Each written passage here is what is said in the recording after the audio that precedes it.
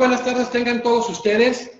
Es un gusto recibir en este serial de conferencias nacionales con motivo del aniversario de la Academia Mexicana de Derecho a un extraordinario jurista de los mejores que hay, reconocidos en este llamado nuevo sistema penal, el sistema penal acusatorio adversarial, mi querido amigo el doctor Julio Antonio Hernández Barrios. Julio, qué importante es para nosotros alternar juristas de la más alta talla en América Latina y en Europa con juristas de la talla de los que han venido participando y los que faltan, y contigo hoy que eres un abogado verdaderamente formado académicamente, ahorita lo verán. Muchas gracias por estar en este gran festejo de la Academia Mexicana de Derecho.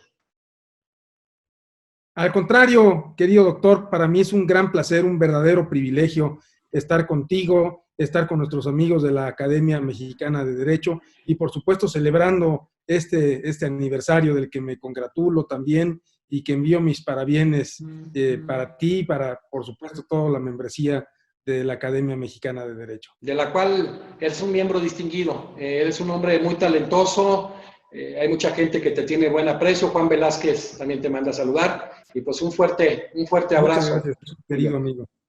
Julio, el doctor Julio Antonio Hernández Barros fue presidente de la Comisión Ejecutiva de Atención a Víctimas, abogado postulante en las especialidades de Derecho Penal y Victimal, de los mejores de este país, por cierto, especialista en Derecho Penal por la Universidad de Salamanca, maestro y doctor en Derecho por el Centro de Estudios de Posgrado en Derecho, doctor en Derecho Humanitario por la Universidad Internacional Logos de Miami, Florida. Pues ha recibido un sinnúmero de premios, precisamente el Compromiso Ibero. Él participó en el comité redactor de la Ley General de Víctimas. Tiene la verdad, una gama de situaciones planteadas en el currículum que, si lo decimos, no damos la conferencia. Se desempeña como socio y director del bufet Hernández Barros y Ruegas y Asociados. Y honestamente nos da mucho gusto que personas muy brillantes de este país alternen a la par con los mejores juristas de Europa y de América Latina. Han pasado gente muy brillante, lo reiteramos, el nuevo procurador de Argentina, Daniel Rafecas, ha pasado Néstor Caferata, un tremendo ambientalista, han pasado varios asesores de cortes en América Latina, los mejores procesalistas, Gustavo Calviño, Gabriel Valentín, he pasado Rafek. Bueno, ya es un sinnúmero de gente la que viene, y bueno, que tengamos mexicanos de la talla de nuestro amigo, de ti, amigo, pues esto enmarca lo que es el derecho mexicano, ¿no? Es un orgullo que se generen generaciones de abogados muy brillantes con experticia en las diversas áreas del derecho procesal, y ahora pues entraremos a este tema tan importante, el derecho victimal, y bueno, es una conferencia muy esperada. Entonces, pues vamos a entrar al tema y a los subtemas, mi querido Julio. Vamos empezando. ¿Desde cuándo están protegidos los derechos de las víctimas en México? Fíjate, querido Jesús, que la víctima ha sido siempre el gran olvidado en nuestro país, ¿no? Y no solo en nuestro país, yo creo que en el mundo la víctima ha sido la gran olvidada. Muchos países, como por ejemplo los Estados Unidos o Ecuador, tienen un derecho victimal o una victimología puramente utilitaria, ¿no? Es decir, mientras la víctima le sirva al Estado para llevar a juicio al delincuente o al imputado, pues entonces es muy útil la víctima, y la van a proteger y la van a cuidar y la van a arropar de una serie de derechos. Pero si la víctima no es capaz de identificar a su agresor, si no tiene nada que aportar en el proceso penal, pues entonces la víctima es totalmente inservible. Y igual ocurría en nuestro país, ¿no? Nuestra Constitución, para darnos una idea, querido Jesús, no contenía el término de víctima, la Constitución, hasta el año 2000. O sea que por primera vez se incluyen a las víctimas del delito en la Constitución en el año 2000. Eso te podrá decir el gran atraso en el que estamos viviendo en materia de derecho victimal. La realidad es que es el apartado C del artículo 20 constitucional, en que incluye ahora también algunos derechos para las víctimas. Y bueno, pues desde luego en el 2012, con la promulgación de la Ley General de Víctimas, que viene, digamos, a tratar de colocar nuevamente en la escena de importancia dentro del derecho procesal penal a la víctima. En México, bueno, pues la víctima tiene un papel preponderante. Yo creo que es el único país del mundo, querido Jesús, en donde la víctima es parte del proceso penal, ¿no? Es decir, que la víctima tiene los mismos derechos que el imputado y que el fiscal para comparecer a un juicio y presentar una acusación, ¿no? Creo que esa es una de las más grandes virtudes que hemos conseguido en este país, ¿no? Porque incluso en los estándares del sistema interamericano, la triada imputado, víctima, interés general, pues se ha descuidado mucho a la víctima, como lo dice latinadamente. Y Julio, tú que conoces las entrañas de la Ley General de Víctimas, que eres casi su papá, lo conoces la esencia de esa ley, evidentemente. ¿Cuáles son los principales derechos dentro del proceso penal para la víctima? Pues mira, la víctima tiene ahora muchos derechos dentro del proceso penal. Recordemos que la delincuencia común, el crimen organizado, pero también el combate de estos por parte de los gobiernos federales, estatal y municipal, han dejado en nuestro país un número incontable de víctimas. Un número verdaderamente alarmante de víctimas. Máxime, si a esto le tomamos en cuenta que en México tenemos un porcentaje de impunidad cercano al 97%. O sea que de cada 100 delitos, 3 serán castigados, los otros 97 delitos no van a ser castigados.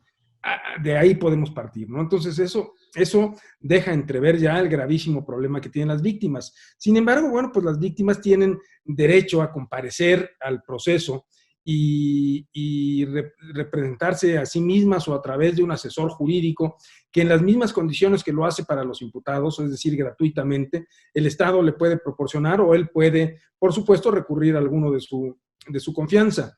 Es prácticamente un requisito sine qua non para iniciar un juicio o una audiencia de vinculación, incluso, que esté en el lugar el asesor jurídico de la víctima, el representante legal de la víctima. Y la víctima, bueno, pues tiene los mismos derechos también para examinar testigos, para presentar peritos expertos, para desahogar pruebas, para ofrecer pruebas que consideren, no solamente como antes en materia de reparación del daño, sino pruebas que también tienen que ver con la propia culpabilidad del individuo, ¿no? Entonces, creo que resulta importante porque la víctima llega cobijada con una serie de derechos que no tratan de ninguna manera, querido doctor, de menoscabar la esfera de derechos del imputado. Por supuesto que el imputado debe de llegar con una gran manta protectora de derechos, ¿no? Yo recuerdo de las primeras veces que fui a una audiencia de juicio oral, fue en el estado de Atlanta.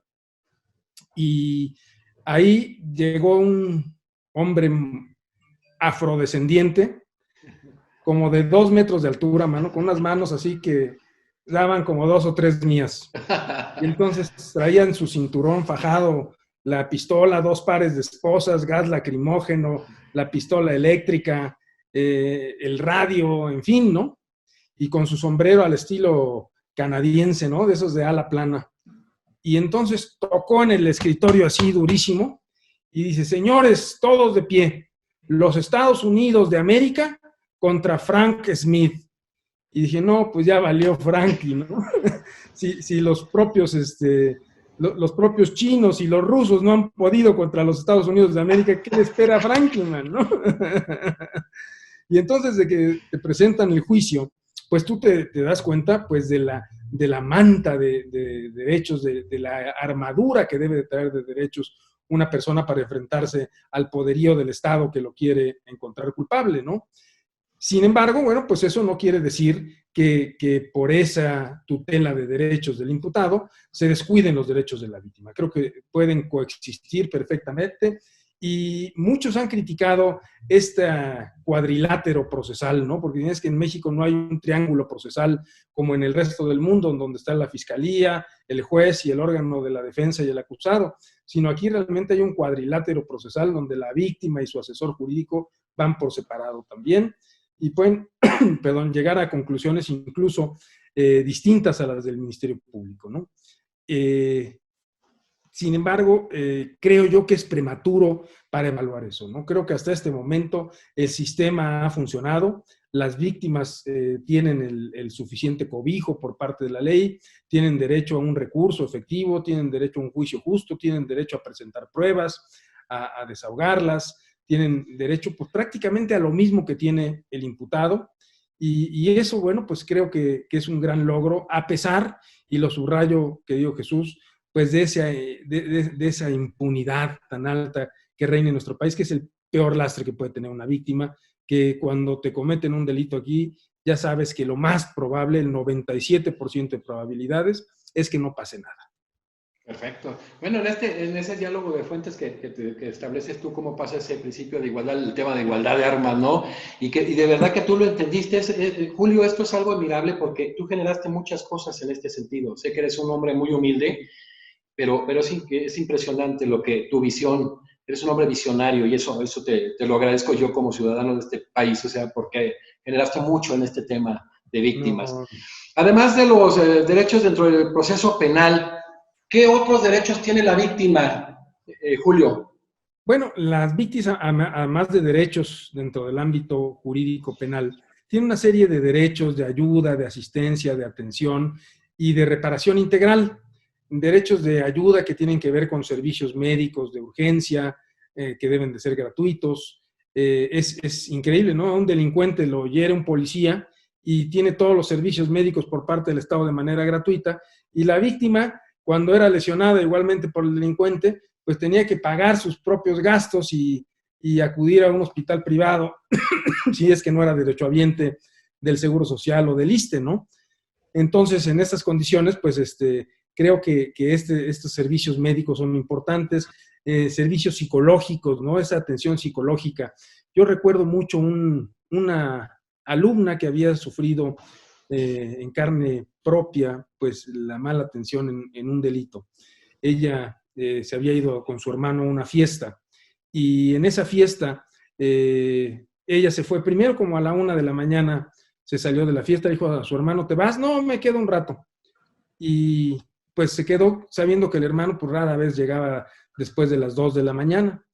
En la mañana siguiente se levantó la alumna, eran las 6, 7 de la mañana, y se dio cuenta que no estaba el hermano.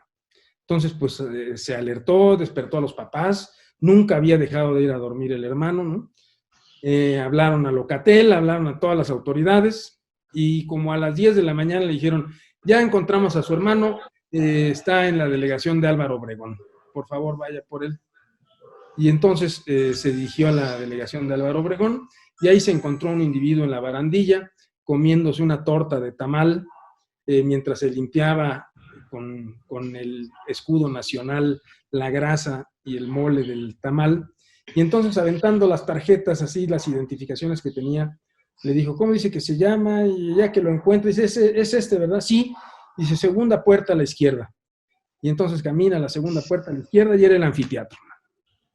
El anfiteatro. Su hermano lo habían matado en la noche y con total indolencia, con una falta absoluta de tacto, de sensibilidad, pues le dieron la noticia de esa manera, ¿no? Entonces, pues más que la propia muerte del hermano, que por supuesto fue dolorosísima, pues también el trato por parte de la autoridad dejó mucho que desear, ¿no? Y en este caso, bueno, pues una adecuada contención, una atención psicológica de primera es indispensable para una víctima, ¿no? Yo estoy seguro que no hay, por ejemplo, un delito que duela más a una persona, Jesús, que tener un familiar desaparecido, ¿no? Incluso peor que la muerte, Jesús, ¿no? Mucha gente la he visto, aunque no lo creas, suplicándole a Dios encontrar el cadáver de su hija o de su hijo, porque no pueden seguir viviendo sin encontrarlo. Entonces eso te da la idea de lo que puede sufrir una madre o un padre que prefieren encontrar el cadáver de su hijo que seguir con la incertidumbre que da el no saber de ellos, ¿no? Entonces, pues con víctimas de este tipo, pues tienes que tener una especial empatía, un trato afectivo, solidario, de apoyo, y bueno, pues mostrar todas esas características de la psicología, de la sociología, del trabajo social, ¿no? que permitan, pues, tratar de sacar adelante a la persona. Bueno, pues también, además de medidas médicas y psicológicas, pues medidas que tienen que ver con alimentación, con habitación, ¿no? Donde poder pernoctar, donde quedarse, donde vivir. Muchos son desplazados, ¿no? Por la violencia, que han tenido que huir de sus lugares de origen, so pena de morir, ¿no? De hecho, tengo próximamente una audiencia en Estados Unidos como testigo experto en leyes mexicanas de una persona que está pidiendo una visa de refugiado allá y que precisamente le está pidiendo porque si regresa a México lo van a matar. Mataron a sus 2 hermanos y a su padre. Así que lo que falta es él, ¿no? Y las personas que los mataron, a su papá y a sus 2 hermanos, siguen libres y siguen viviendo en el mismo lugar que habitualmente vivían. O sea, no hubo justicia, se dejaron en absoluta libertad y no se siguió ningún proceso en contra de ellos, ¿no? Entonces, pues él no puede regresar a México porque lo van a matar. Y en esos casos, bueno, pues la comisión tendrá que garantizar también alimentación, hospedaje, ¿no? Todos estos gastos que se pueden generar. Porque la idea es, a partir del hecho victimizante, que la persona pueda tener un nuevo paradigma de vida, digamos, ¿no? Que pueda comenzar de nuevo, sin perdón, sin olvido, pero sí que puede iniciar un nuevo proyecto de vida, basado, por supuesto, en el hecho victimizante, pero del que le permita, con esa palabra tan bonita que se usa en psicología, que es la resiliencia, ¿no? Esa capacidad que tenemos de sobreponernos a la adversidad, pues de volver a iniciar una vida, ¿no? Y para eso, pues es fundamental también la reparación integral. Perfecto. Sí, no, es que qué importante es ver todo este manejo interdisciplinario, ¿no? Con el tema de la sociología urbana, qué importante es y que tú lo enmarcas desde el proceso, toda la participación, hasta en el caso de la atención a la víctima, ¿no? Que a final de cuentas se genera una nueva victimización y que es importante que se toque el tema. Julio, ¿qué es la reparación integral y cómo se conforma? Bueno, la reparación integral, fíjate, hasta antes de la ley de víctimas se hablaba solamente de una reparación del daño. La reparación del daño, pues involucraba en el mejor de los casos la restitución de las cosas, ¿no? Que si te habían robado, pues que te regresaran lo que te habían robado, ¿no? La reparación integral es un concepto muy amplio, un concepto que no solamente se refiere a las cosas materia del delito y lo que perdiste con el delito, sino muchas otras cosas que tienen que ver, por ejemplo, con el lucro cesante, ¿no? Si eres víctima de violación de derechos humanos porque estuviste encarcelado ilegalmente, pues todo ese tiempo que estuviste encarcelado porque la autoridad inventó hechos que violaban tus garantías, bueno, pues ese tiempo tendrán que pagártelo como si hubieras estado en tu trabajo, ¿no? Desempeñándote en tu trabajo. A eso se le llama el lucro cesante, que debe ser parte de la reparación integral del daño. Por supuesto, el daño moral, ¿no? Que es otra de las cuestiones que en México pocos estaban habituados a condenar, ¿no? Parecía que había un temor a la reparación moral del daño, como si no existiera, ¿no? Como si fuera algo de ultratumba. Y ahí, bueno, pues la realidad es que la Comisión Interamericana de Derechos Humanos y la Corte Interamericana de Derechos Humanos han ayudado mucho picando piedra para que esto sea una realidad, ¿no?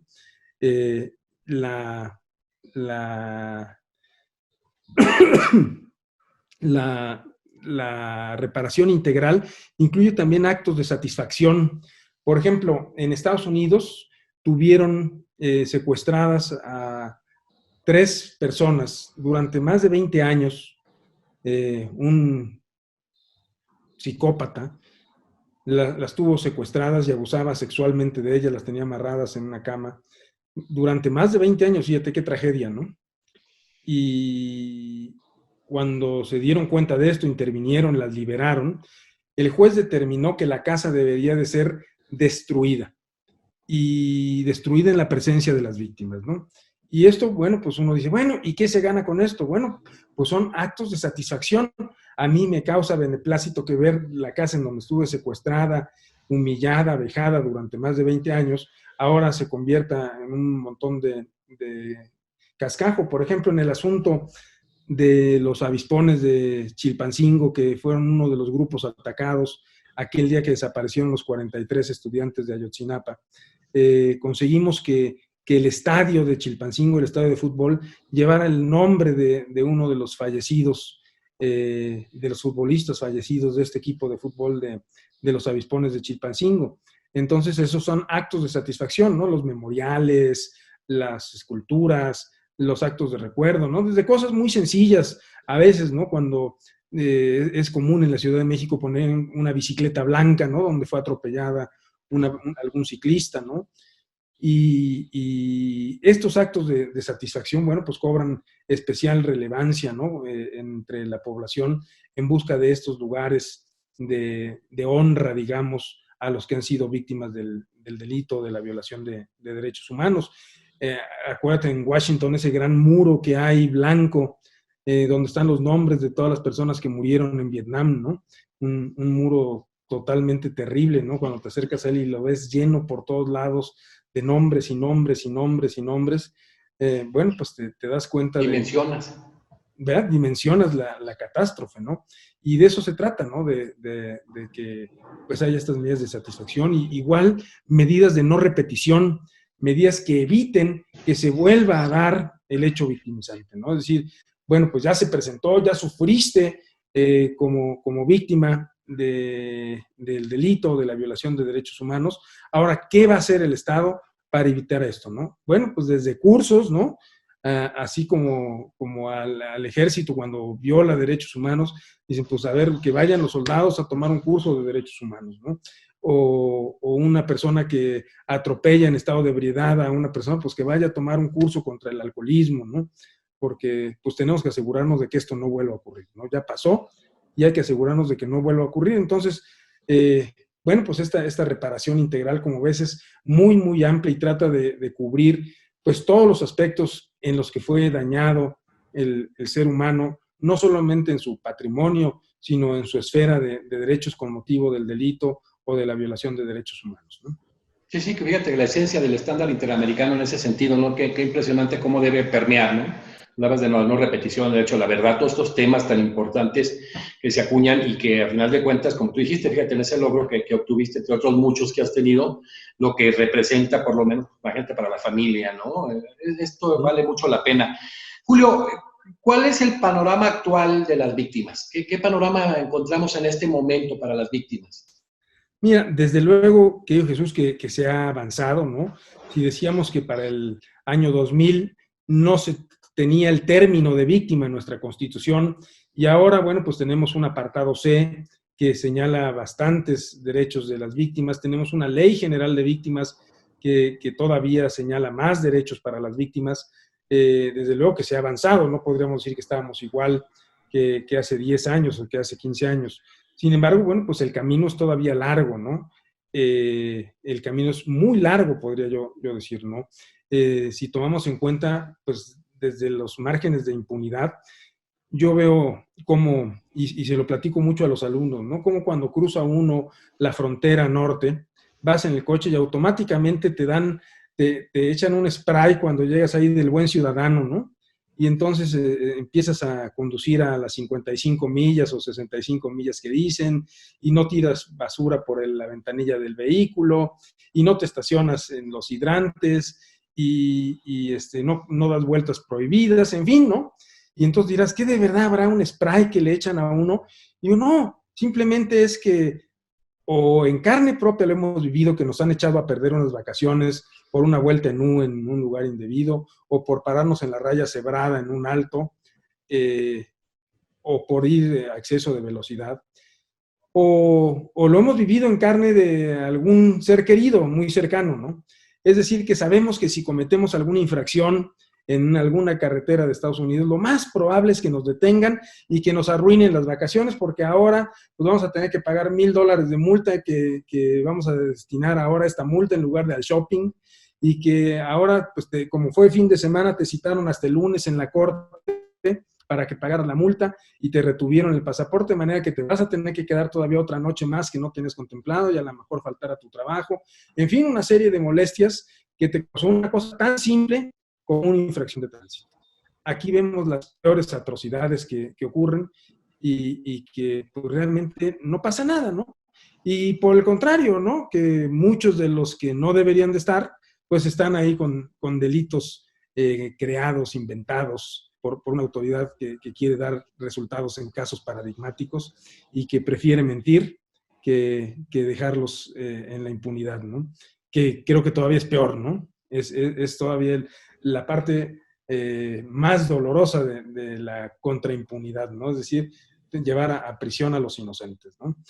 Entonces, mientras esto siga ocurriendo así, mientras las víctimas no hayan verdad, no hayan justicia, no hayan reparación integral en los casos, porque pues estamos hablando que solamente el 3% van a poder detener a los delincuentes, de haber una reparación integral, pues entonces la realidad es que las víctimas pues seguirán en un estado de desolación, de abandono. Cuando tú llegas a la audiencia como bueno, todo empieza a tu penar desde que te asaltaron, por ejemplo, y te dieron un golpe en la pierna cuando te asaltaron, y tienes que ir al médico porque no hubo quien te llevara a ningún médico, tú fuiste a tu médico particular, te vendó la pierna, te dieron una muleta para que no apoyaras, y así te presentaste en la delegación a presentar la denuncia, y desde la entrada pues estaba la familia de los imputados que habían detenido, y ya te empezaron a amenazar, ¿no? Y a pesar de que en teoría nadie sabe tu dirección, te empiezan a decir en dónde vives tú, en dónde viven tus hermanos, en dónde viven tus primos, en dónde viven tus hijos, ¿no? Y te empiezan a amenazar de que si presentas cargos o haces algo más, pues ellos saben dónde vive toda tu familia, ¿no? Y después, bueno, pues tienes que acudir a las audiencias por tu propio pie, ¿no? Y pagando tú los gastos para ir a esas audiencias que pues muchas veces son interminables o se difieren, ¿no? Tan solo, por ejemplo, en el estado de Morelos tengo una audiencia de vinculación que se ha diferido 14 veces. Entonces, eso te puede dar idea de lo que puede sufrir una víctima, ¿no? Ir 14 veces a una audiencia que no se ha de celebrar, ¿no? Entonces, bueno, pues el panorama sigue siendo bastante sombrío. Jesús, sigue habiendo muchas cosas por hacer. Creo que si bien las víctimas ahora por lo menos están en el mapa jurídico de nuestro país, pues sí hay mucho todavía que hacer, mucho que componer y mucho que lograr para que las víctimas tengan realmente acceso a la justicia, a la verdad y a la reparación integral, ¿no? Avanzaste en ese planteamiento, Julio, en relación, ya nos dijiste que era el panorama actual y vislumbrar el futuro. Entonces, definitivamente el futuro precisamente de las víctimas es sombrío. Sí, yo no lo veo mejor, vaya, que vaya siempre de mejoría. Creo que las víctimas tuvieron su momento en 2012, 2013, con la creación de la Comisión Ejecutiva de Atención a Víctimas, un órgano prácticamente autónomo del gobierno federal. Ahora la Comisión de Víctimas, pues déjame decirte que ya no está el órgano autónomo, ya no es un órgano colegiado, es un órgano unipersonal que responde a un jefe, que es el subsecretario de Derechos Humanos de la Secretaría de Gobernación, y que, pues por lo tanto, si muchos de los casos eran violaciones de derechos humanos cometidas por el Estado, encuentras amarrado por pues el propio jefe, es el Estado, ¿no? En contra de quien tú quisieras ir, de manera que realmente no teniendo autonomía, no teniendo presupuesto, ¿no? El fondo básicamente se desapareció, ese fondo multimillonario que teníamos para la atención de víctimas desapareció, y bueno, pues en estas condiciones realmente poco queda de la Comisión de Víctimas, la han ido reduciendo hasta casi nada, y bueno, pues yo creo que el panorama cada día está más negro. Tú como experto en todos estos temas, incluidos derechos humanos, evidentemente para la regulación de un derecho pues se necesitan varios elementos, entre ellos pues la normatividad que es necesaria, las políticas públicas y el presupuesto. En este caso el tema de la autonomía, el tema de los problemas que ahora encontramos con la cuestión presupuestaria, generan realmente una restricción, una violación al derecho de la víctima. Sí, y yo creo que una violación muy grande al derecho consagrado en el artículo primero constitucional en la medida de la no regresividad, ¿no? Es decir, que los derechos humanos jamás deben de ir hacia atrás, sino siempre hacia adelante, siempre ampliándose, siempre haciéndose más efectivos.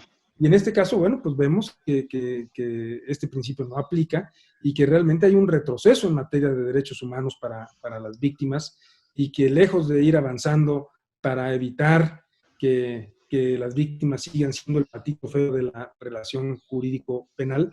Pero lejos de eso, seguimos con una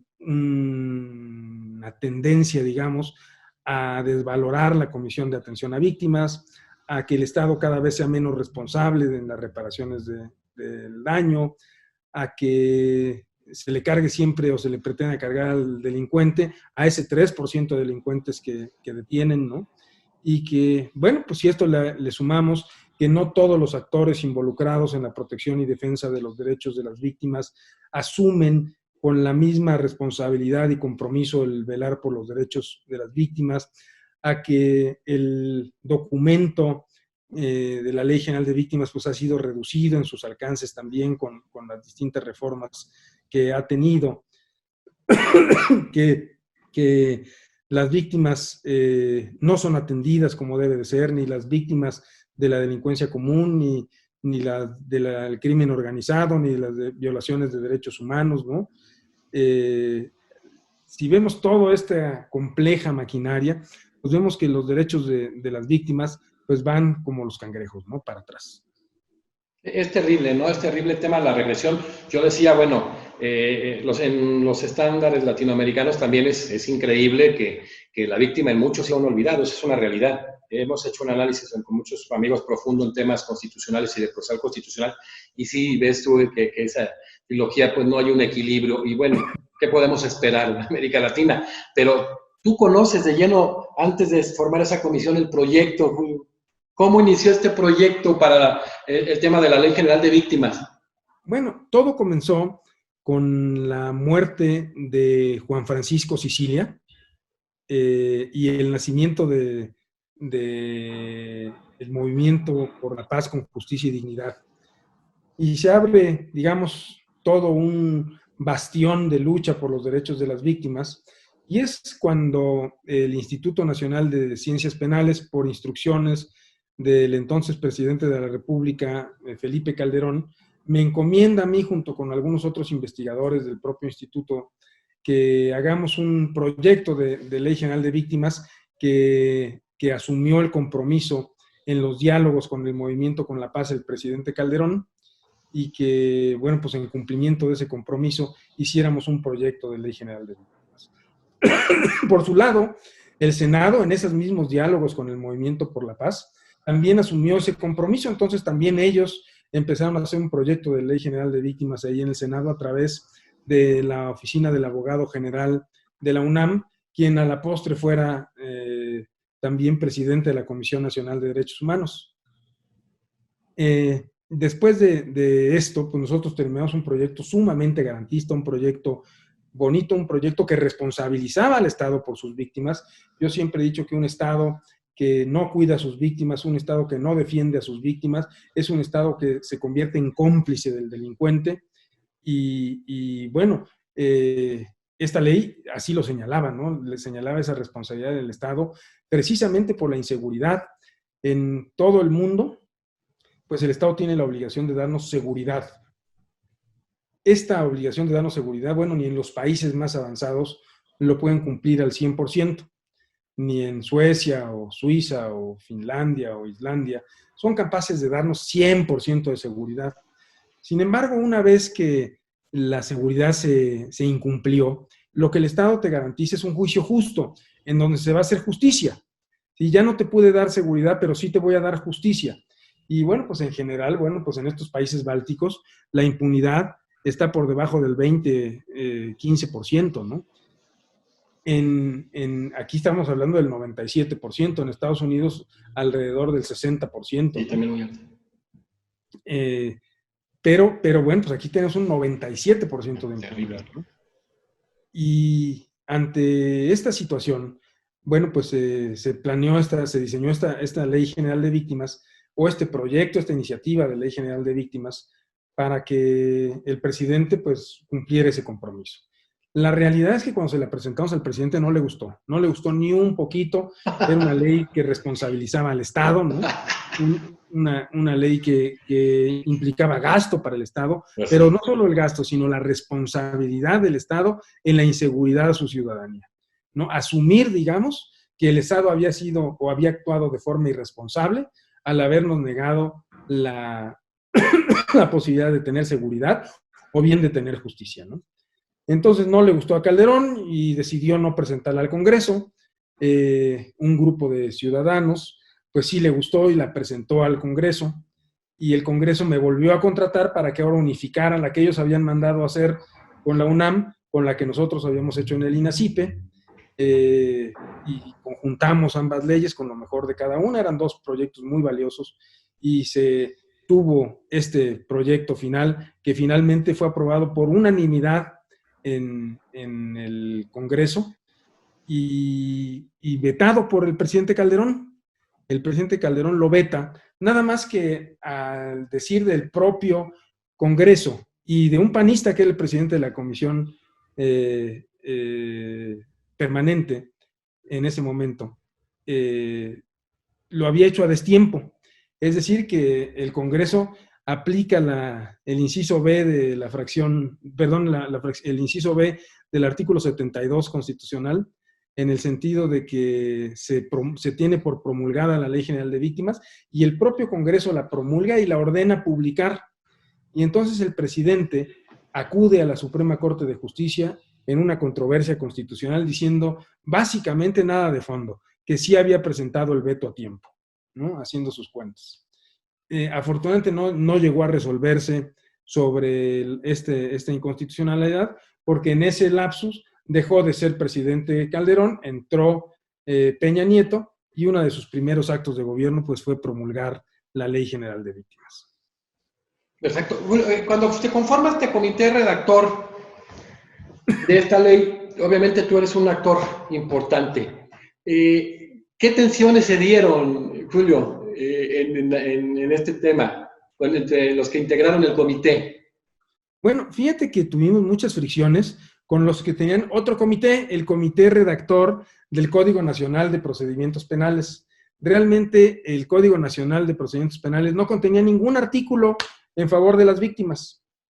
Entonces, pues nosotros tuvimos que picar mucha piedra para que se incluyera en el Código Nacional, pues todo lo que decía la Ley General de Víctimas. Y tuvimos muchas reuniones, me acuerdo, con el entonces procurador Murillo Karam, que tenía a su mando, digamos, la creación del proyecto de Código Nacional. Y bueno, pues manifestaciones muy duras a veces de romper negociaciones y tal, si no incluían. Y muchas en alguna ocasión me acuerdo que yo les dije, oye, es que las víctimas necesitan copias gratuitas de todo lo que ocurre en el proceso. Y me decía uno de los redactores del código, pero es que si hacemos eso, tendremos que darle ese derecho también al imputado. Pues dénselo, ¿no? O sea, yo no tengo nada en contra de que se lo des al imputado. Yo lo que quiero es que se lo des a la víctima, ¿no? Es decir, la Ley General de Víctimas no atenta contra los derechos del imputado, los refuerza también y los equipara. Entonces, bueno, eso se me hace muy interesante.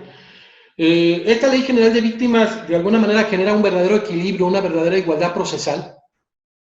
Sí la genera en ciertos sentidos, ¿no? Es decir, le da a la víctima la potestad de comparecer al juicio si quiere hacerlo, a través de sí misma o del Ministerio Público, incluso así lo dice también la Ley General de Víctimas, como la figura anterior que había como coadyuvante, o hacerlo por sí misma a través de su representante legal, de su asesor jurídico, y comparecer a este juicio prácticamente en las mismas condiciones que lo hará el imputado o que lo hará la fiscalía. Y esto quiere decir que va a poder presentar pruebas, que va a poder desahogarlas, que va a tener una teoría del caso y va a poder defenderla en ese juicio, ¿no? Perfecto. Bueno, tú estás en el litigio, eres un hombre brillante, has tenido asuntos muy importantes. Y realmente, del otro lado, del lado de las víctimas, con toda esta normatividad que se ha dado tan importante, y que bueno, que tú también gestaste al final de cuentas y que eres consciente de que se ocupa este tema de la igualdad. La normatividad creció, o sea, la normatividad se generó en algo que ni siquiera existía. En la práctica, en el día a día, en el juzgado, porque nos está viendo toda América Latina, pero también nos está viendo mucha gente interesada que no son abogados. ¿qué encuentran en cuanto a la efectividad de estos derechos ya fundamentales de la víctima? O más bien, en la garantía de estos derechos, si existe la efectividad real de estos derechos de la víctima. Sí, mira, yo empezaría diciendo que la Ley General de Víctimas es una ley que nace cuando no debía haber nacido, ¿no?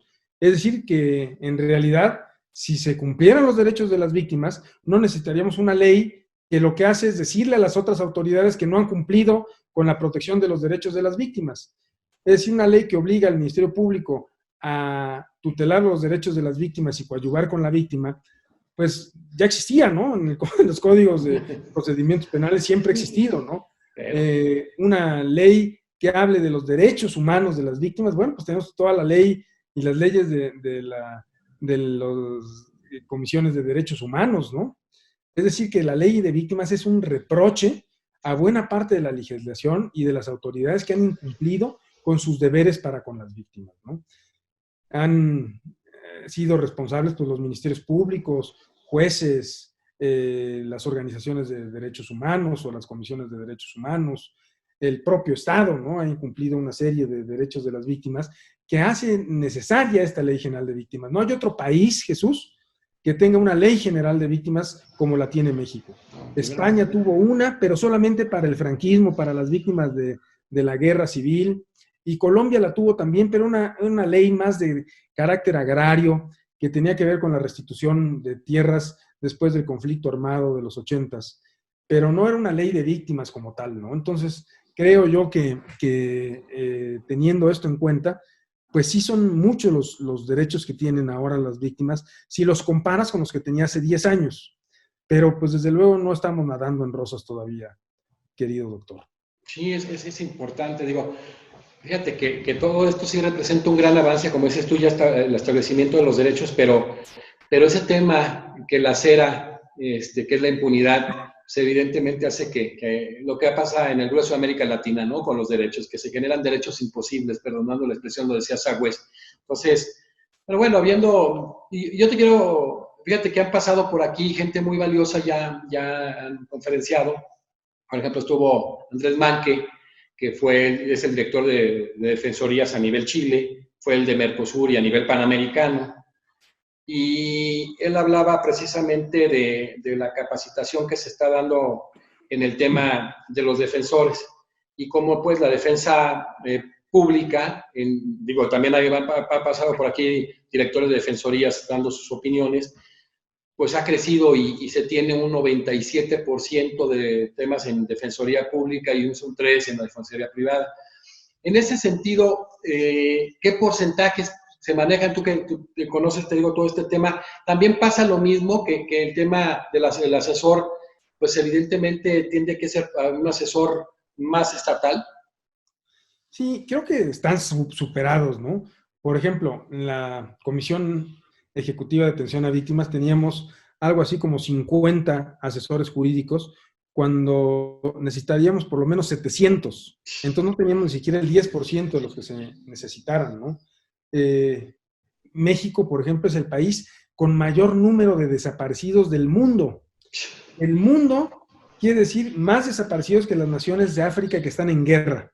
Tenemos más de 30,000 personas desaparecidas y todavía a estas alturas no tenemos un registro nacional de ADN, no tenemos adecuados almacenes forenses, no tenemos protocolos de AMPM de la Cruz Roja Internacional ante mortem, post-mortem, que permite identificar y hacer el match entre los que estás buscando y los que están siendo encontrados y no están identificados, ¿no?